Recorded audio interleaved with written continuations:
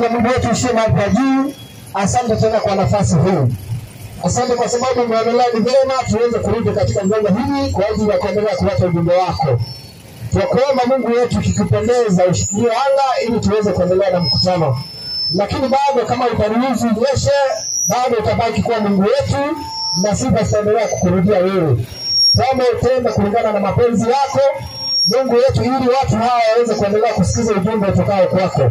Wacha mapenzi yako yatendeke kutoka sasa hadi tamati ya vipindi vya leo. Na nikupitia kwa jina la Yesu Kristo tumeomba na kuamini. Amina. Asante. Sasa naomba urudie ile andiko. Naomba urudie ile andiko 12:28 usome mpaka 23 soma. Inasema hivi. Sasa 1 2. Huyo ni Yesu aliyekuja baada ya Musa na Malaki. Soma ile andiko. Na mmoja wao waandishi akafika, akasikiza akisemezana naye, akasikiza Yesu akisemezana na wao, akatambua kuwa amewajibu vema.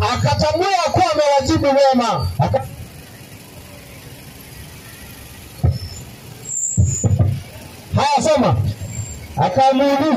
Akamuuliza Yesu katika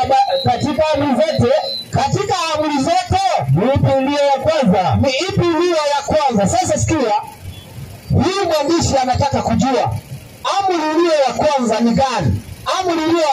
Soma. Inasema Yesu akamjibu, ya kwanza ndio hii, sikia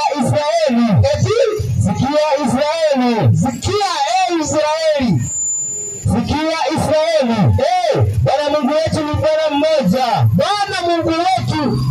mmoja. Kwa hiyo Yesu na yeye baada ya kukuja anayenukuu maneno ya Musa aliyoambiwa afundishe wana wa Israeli katika kitabu cha Mwanzo, yaani katika kitabu cha Kumbukumbu la Torati.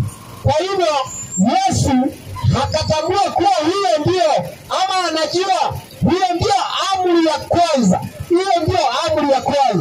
Ya kumjua Mungu wa pekee wa kweli ambaye ni mmoja. Sasa namjibu mwandishi na mwambia, sikia Israeli, Bwana Mungu wetu ndiye mmoja tu. Sasa hebu nisaidie 32 tujue kama mwandishi na Yesu walikubaliana ama hawakubaliana. Soma hiyo mstari wa 32. Inasemaje? Anapenda nguvu nasema pumzi ya Mungu. Soma. Yule mwandishi akamwambia, hakika mwalimu, umesema vema ya kwamba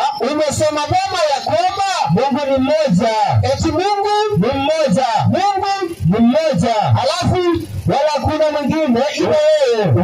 kuna mwingine ila yeye. Kwa hivyo mwandishi na Yesu wanakaa mtu wana agreement, wanakubaliana kuwa Mungu ni mmoja tu. Na anasema kuwa hakika mwalimu umejibu vyema kuwa Mungu ni mmoja tu. Sasa wacha tuulize, huyo ni Yesu.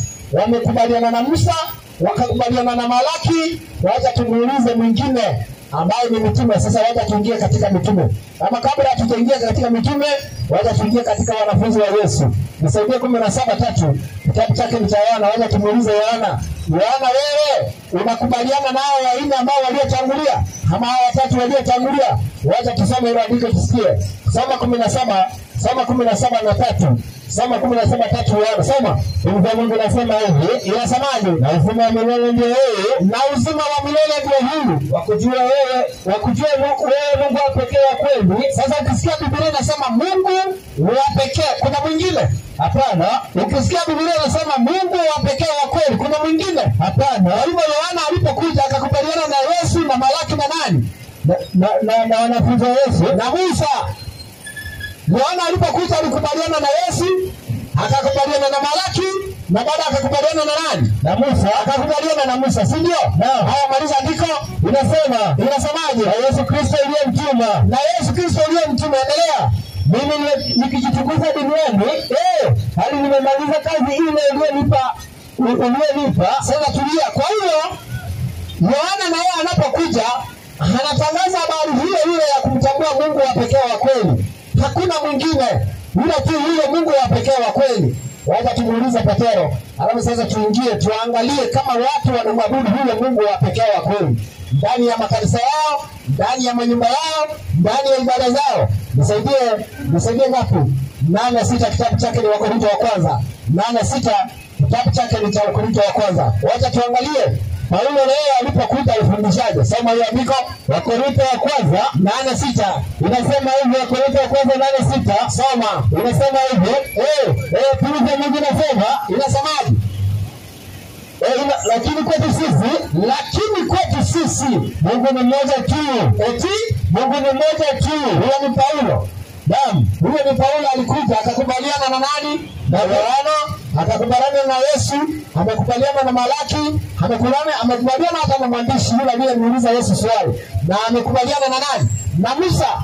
Sasa wacha tujue kama ni kweli. Amri ya kwanza inafundisha hivyo kuwa tuweze kumjua Mungu wa pekee wa kweli. Nisaidie Kutoka 20 mstari wake ni 3. Kutoka 20 mstari wake ni 3. Soma hiyo andiko. Funza Mungu nasema hivi. Inasemaje? Kutoka 20 mstari wake 3. Soma.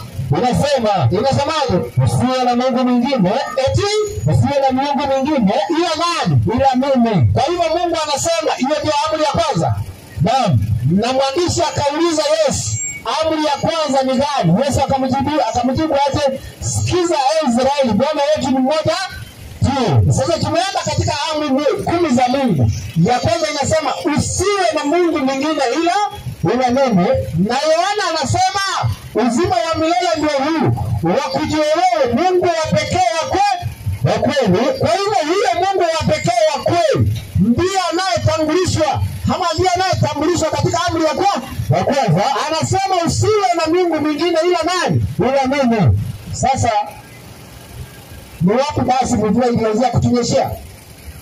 Watu walibadilishiwa Mungu, hawamwabudu Mungu wa pekee wa kweli. Mwalimu wangu, nisaidie Waefeso, ninapo sasa ingia katika ile nyingine mstari wake ni 4. Waefeso 4 mstari wake ni 4. Waefeso 4 mstari wake ni 4. Inasema hivi, inasemaje? Mwili mmoja, na roho moja. Soma mstari wa 5.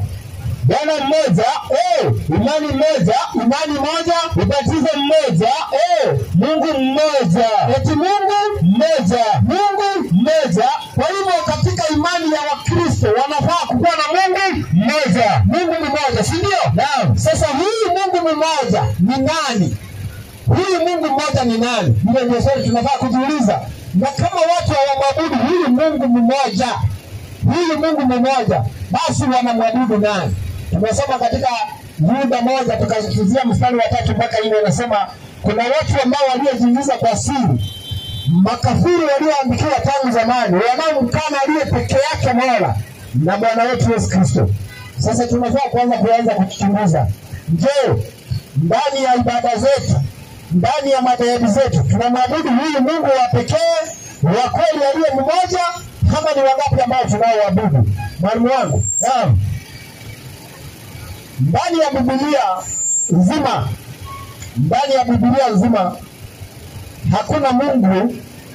hakuna Mungu wa tatu ndani ya Biblia. Hakuna kabisa. Hiyo tumetafuta, tunaendelea kutafuta na baada hatujapata. Na hata nikafika mahali nikasema hata mpango wa kupata hakuna. Kwa sababu hata tuliacha kutafuta kwa sababu watu walitupatia kibarua ya kutafuta Mungu wa tatu ndani ya Biblia. Yaani kwa lugha nyingine wanasema Holy Trinity ama Mungu wa utatu. Wanasema huyo ndio Mungu wa Biblia. Lakini leo hii mimi natoa challenge. Kama kuna Mungu wa aina hiyo ndani ya Biblia, hakuje mtu akuja amtoe ndani ya maandiko, asema ndani ya Biblia kuna Mungu wa tatu. Kuna Mungu Mwana, yani kuna Mungu Baba, kuna Mungu Mwana na kuna Mungu Roho.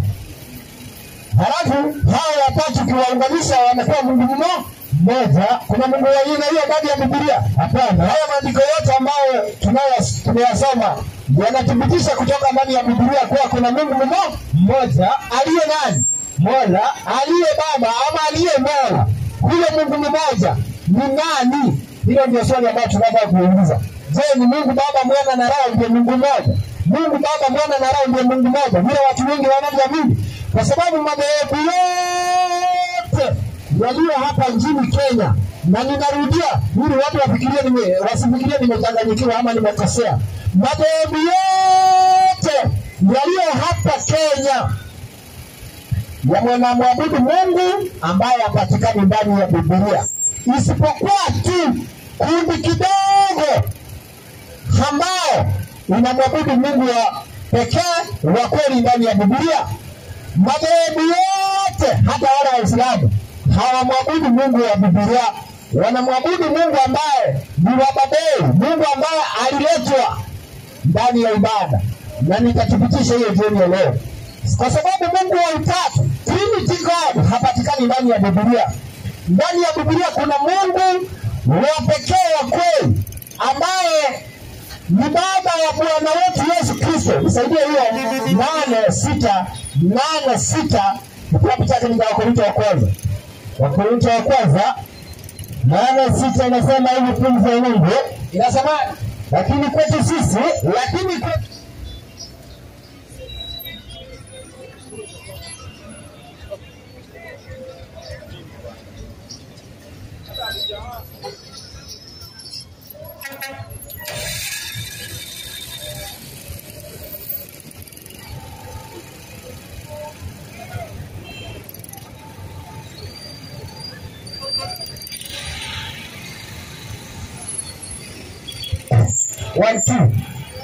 One, two.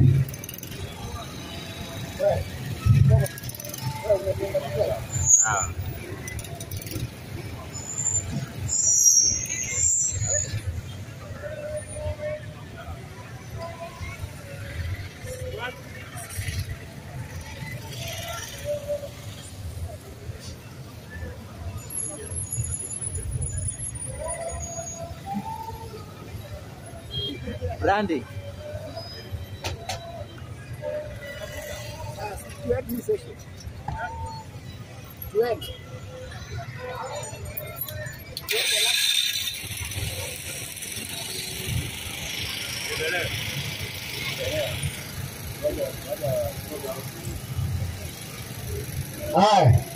Nafikiri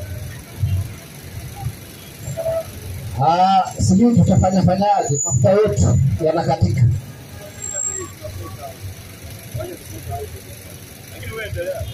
Soma andiko, watumishi wanaposhughulika hapa, mbarikiwe. Saidia hiyo ngapi? Nipatie andiko ngapi? Wakorintho wa kwanza 8 ngapi? 8:6. Soma. Lakini kwetu sisi Mungu ni mmoja tu.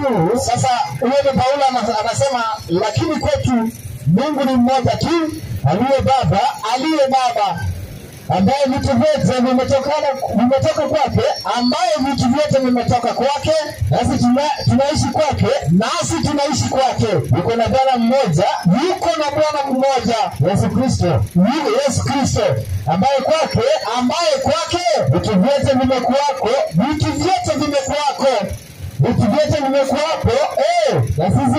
na sisi kwa yeye hivyo, bali niko mstari wa 7. Endelea. Bali ujuzi huu au ndani ya watu wote, eti ujuzi huu wa kumjua Mungu wa pekee wa kweli haumo ndani ya watu wote,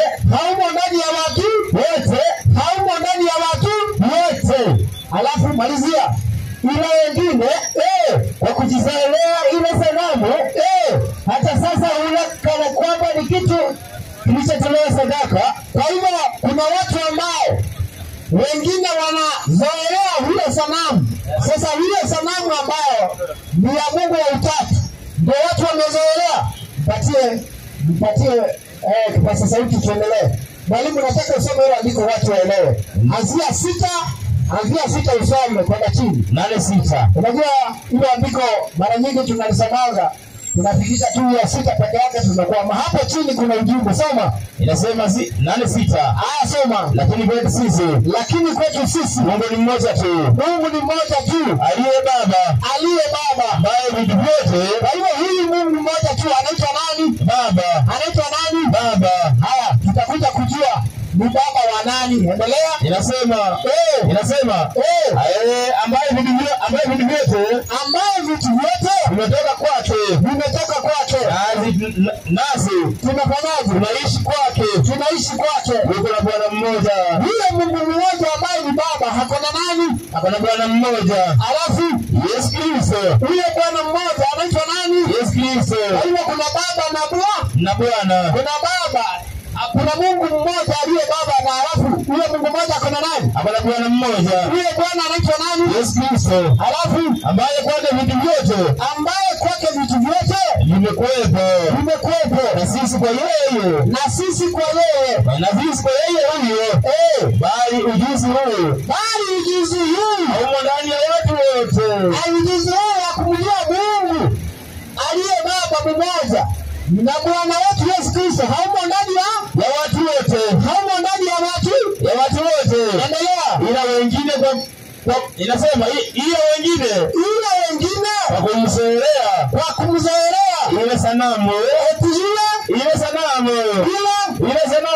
Sasa mwalimu, nataka niambie watu wanachipanga kwenda mbinguni, si ndio? Naam. Wakifika mbinguni wanataka kupata Mungu Mwana, Mungu Baba, Mungu Mwana, Mungu Roho akiwa amekalia katika kiti moja. Kwa sababu wanasema Mungu Baba, Mungu Mwana na Mungu Roho ni mmoja. Hiyo sio sanamu. Hiyo ni sanamu. Ndio hiyo Paulo anafundisha hapo. Kabisa. Sasa mbinguni tuambie kama tutaenda tupate Mungu Baba aliye peke yake Mola na Bwana wetu Yesu Kristo, ama tutapata sanamu ya Mungu Baba, Mwana na Roho. Ni nani tutapata mbinguni? Ni Baba na Mwana. Wacha tuulize kama mbinguni kuna sanamu ya Mungu Baba, Mungu Mwana na Mungu Roho. Wacha tuulize mbinguni. Wacha tutembee mbinguni tuangalie. Wacha tutembee kiroho tuangalie, si ndio? Naam. Nisaidie Danieli 7 mstari wake ni wa 9. Danieli akiwa katika maono alionyesha wenye wako mbinguni. Tuona kama ni sanamu moja ambayo imeunganisha Mungu Baba, Mungu Mwana na Mungu Roho wamekaa katika kiti. Vile watu wengi wanamwabudu katika madhehebu yao. Wanamwabudu Mungu ambaye hapatikani ndani ya Biblia. Mungu wa utatu, the Trinity God, hapatikani ndani ya Biblia, hawezi patikana hata mpango wa kupatikana nyuma. Soma andiko. Nikatazama hata 9 Danieli soma. Nikatazama hata vitu vya enzi vikawekwa. Sasa Danieli akiwa katika maono akatazama mpaka vitu vya enzi vikawekwa. Na mmoja aliye mzee wa siku ameketi. Mavazi yake yalikuwa meupe kama theluji. Kwa hivyo Mungu akaona Mungu Baba akiwa ameketi na mavazi yake yalikuwa meupe kama theluji. Soma. Na nywele zake na nywele za kichwa chake kama sufu safi. Kiti chake cha enzi kilikuwa na miali ya moto. Endelea. Mbinguni zake moto uwakao. Kwa hivyo huyo ni Mungu Baba ambaye alionekana na Danieli alimuona. Sasa wacha tuone mwingine wa pili ambaye kama walikuwa wameketi pamoja ama alikuwa kando yake. Nisaidie mstari wa 14 hapo. Nikaona katika jozi ya usiku. Tazama mmoja aliye mfano wa mwanadamu. wa mwanadamu. Huyo ni nani? Yesu Kristo. Halafu akaja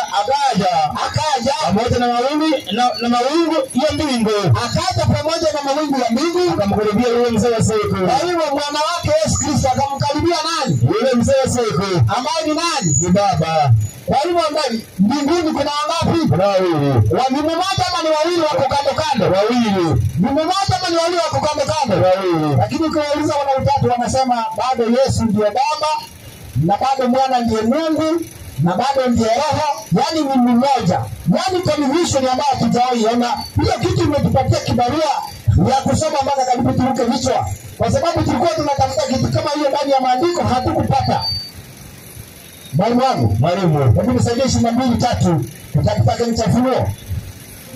22:3 Ufunuo, soma andiko. 22. There is no, yani hakuna kitu kinaitwa Trinity God, haipatikani ndani ya Biblia. Lakini na nikatangulia kusema ndani ya madhehebu mengi yaliyo nchini Kenya na hata nje ya Kenya, anayeabudiwa ndani ya Biblia sio Mungu wa pekee wa kweli. Huyo sio yeye anayeabudiwa.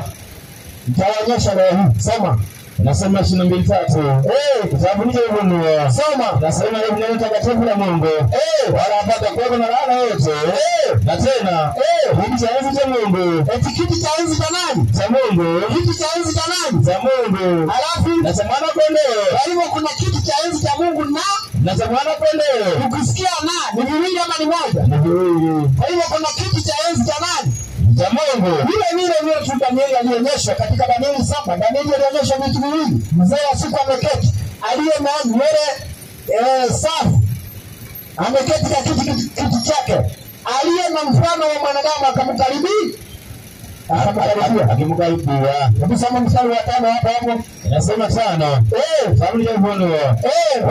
Wala hapata kuwa na usiku tena. Hapata kuwa na usiku tena. Wala wana hata ya taa. Wala nuru ya jua. Kwa kuwa Bwana Mungu huwatia nuru, nao wanatawala hata milele na milele. Kwa hivyo Mungu hatatutia nuru na tutawala milele na milele. Sasa mwalimu, kinachoabudu ama kinachoharibu ibada zetu ni kwa sababu Mungu wa Biblia haliondolewa makanisani.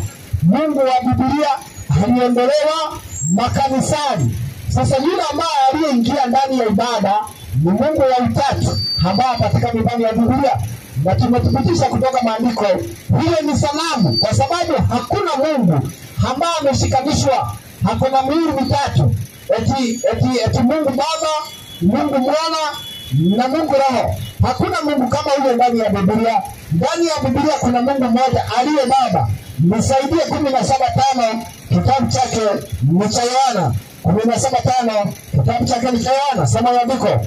Nasema hivi. Na kiti ya maswali yako pale ninapoendelea kumaliza ili tumpishe mwalimu.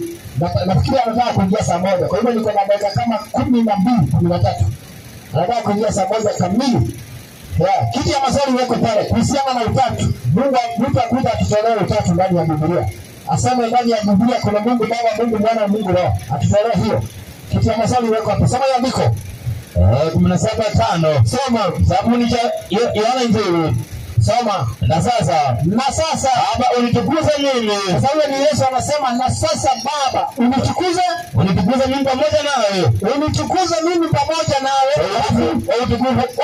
Kwa utukufu ule umekuwa nao pamoja nawe. Niliokuwa nao pamoja nawe kabla ya ulimwengu wako. Eti kabla ya ulimwengu wako. Kwa hivyo Mungu na mwanawe Yesu Kristo walikuwa na utukufu mmoja kabla ya ulimwengu kufanyaje? Wako. Kwa hivyo ukiulizwa nani walihusika katika uumbaji, ni wangapi? Ni wawili. Baba na nani? Na Mwana. Baba na nani? Na Mwana. Sasa unajua watu wengi wanaposoma andiko la 1:26 kitabu chake cha Mwanzo, usisome kwa sababu ya muda, mwalimu naweza nidukuu tu. Inasema Mungu akasema na tumfanye mtu kwa mfano wetu na kwa sura yetu wakatawale bahari na nchi, si ndio? Inasema hivyo. Sasa watu wanasema na tumfanye mtu tu. Ina maana let us make. Wanasema walikuwa watatu. Kuwauliza, hebu nionyeshe ndani ya Biblia ama thibitisha walikuwa watatu. Sasa hapa kunakuwa kisungumkuti. Walikuwa wangapi waliohusika katika uumbaji? Unaona? Naam. Sasa watu lazima wajifunze. Mimi nangoja maswali, kitu iweko pale.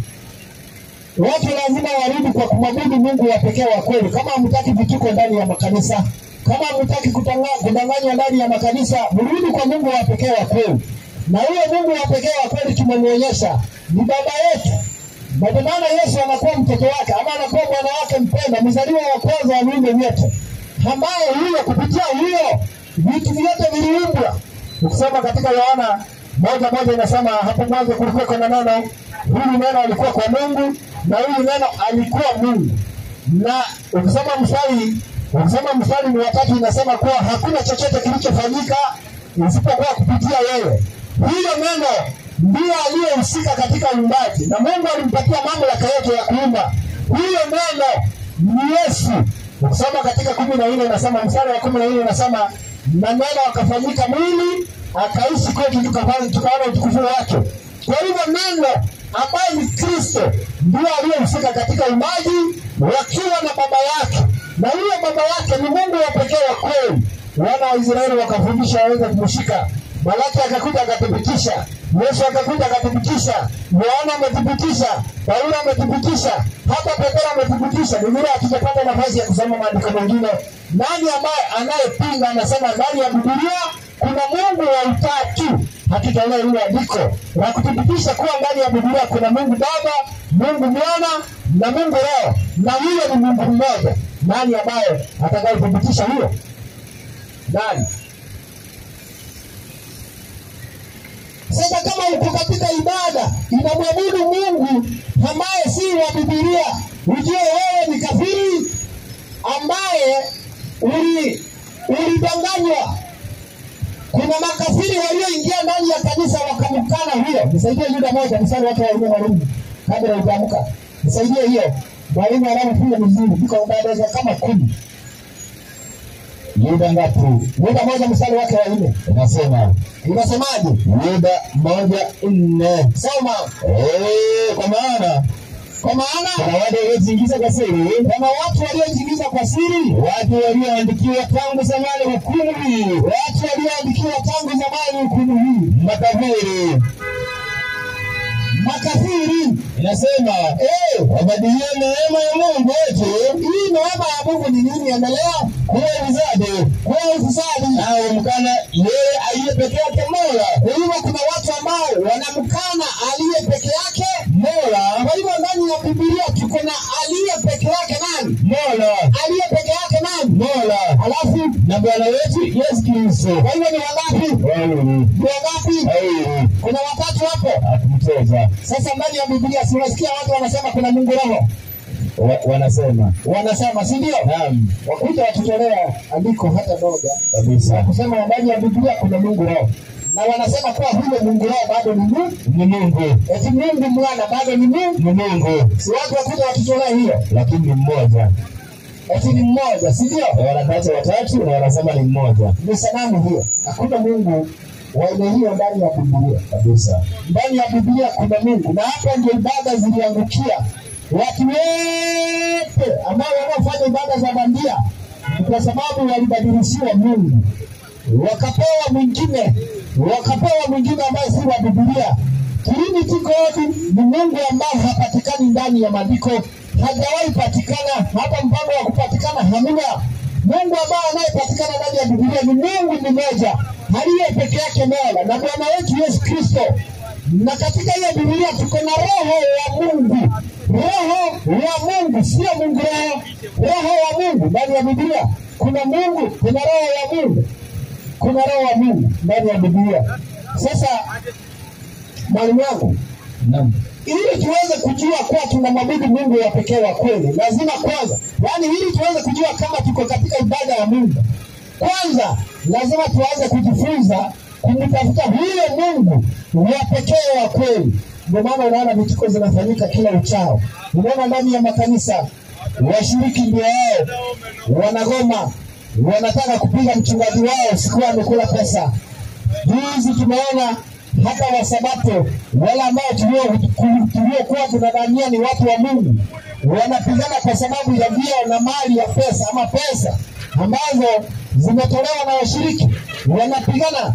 Hawa Wasabato tulikuwa tunadhania ni watu wa Mungu, lakini kwa sababu waliruhusu Mungu ambaye si wa Biblia akaingia ndani ya ibada, ndio maana unaona matukio kama hayo yanafanyika ndani ya Biblia.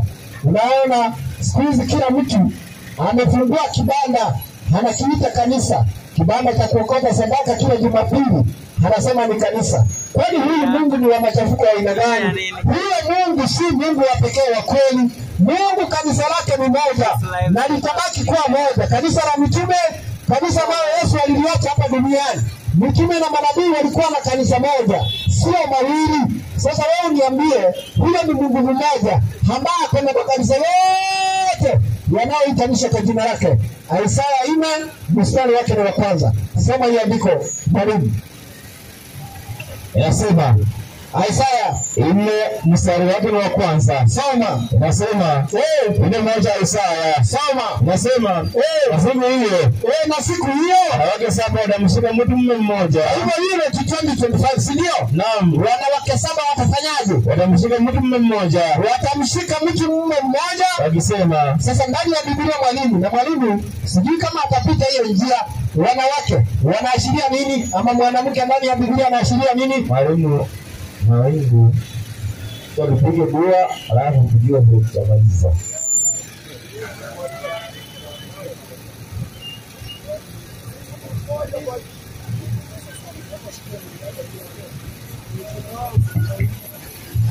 Hello, my name is hello. Mbona nipenye nimeloa? Kwa nini nini mpya?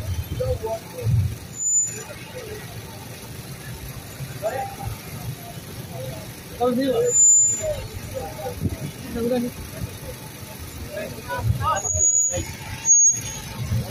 Ngapi anasema?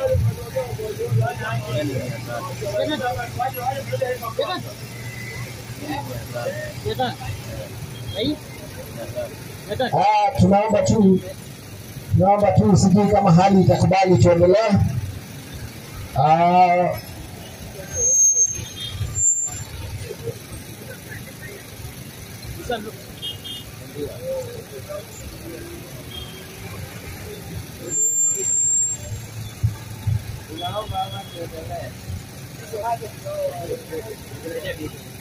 Nikuletee kesho, niandike chakula. Niletee kesho wala. Aje niangalie kwanza. Kwanza.